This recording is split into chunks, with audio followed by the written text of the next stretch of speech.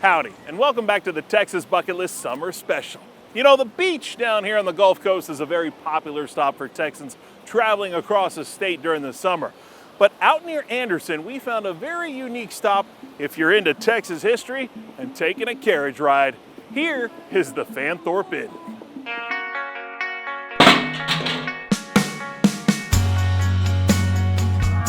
Getting a great dose of Texas history is easy to do in Grimes County, and it all centers around an old inn that started checking in travelers back in 1834. We're in Anderson, Texas at Fanthorp Inn, established by Henry Fanthorp. Benjamin Bumgardner took us on a tour of this building that serves so many roles in a very important time in Texas history. For what's a simple family or a simple structure, it's been connected to so many different things. First and foremost, the mind-blowing facts about this building that helped form a state. This building has existed in 4 countries, yet has never moved.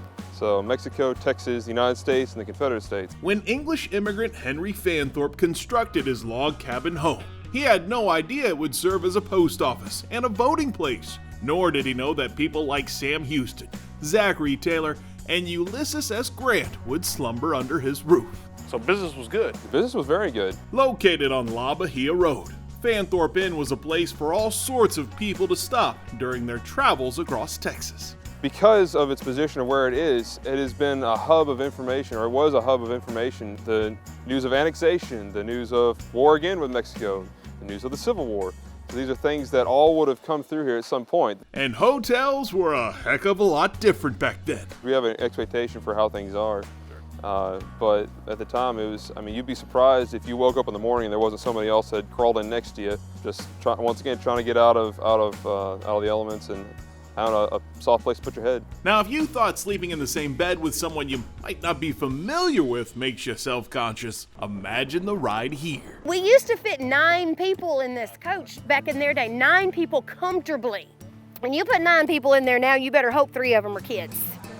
Teresa Thompson helps bring this place to life with her lovely mules. Brings to perspective how much smaller people were then too. Once a month, you can get the full experience of pulling up to the Fanthorp Inn on an old stagecoach. It makes it a reality.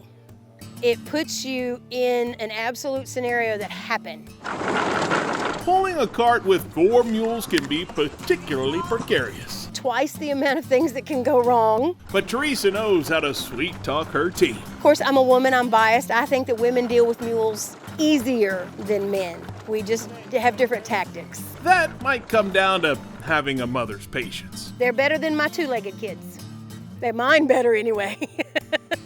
Jet, Molly, Daisy, step up, up, up. Molly, get up, duck. Always on top of her game, Teresa takes the stagecoach down the main drag of Anderson. And this ride is a bit smoother than the one taken all those years ago.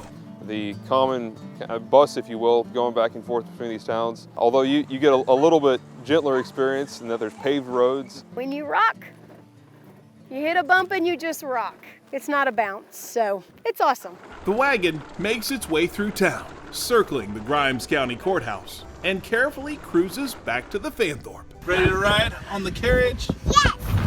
I did.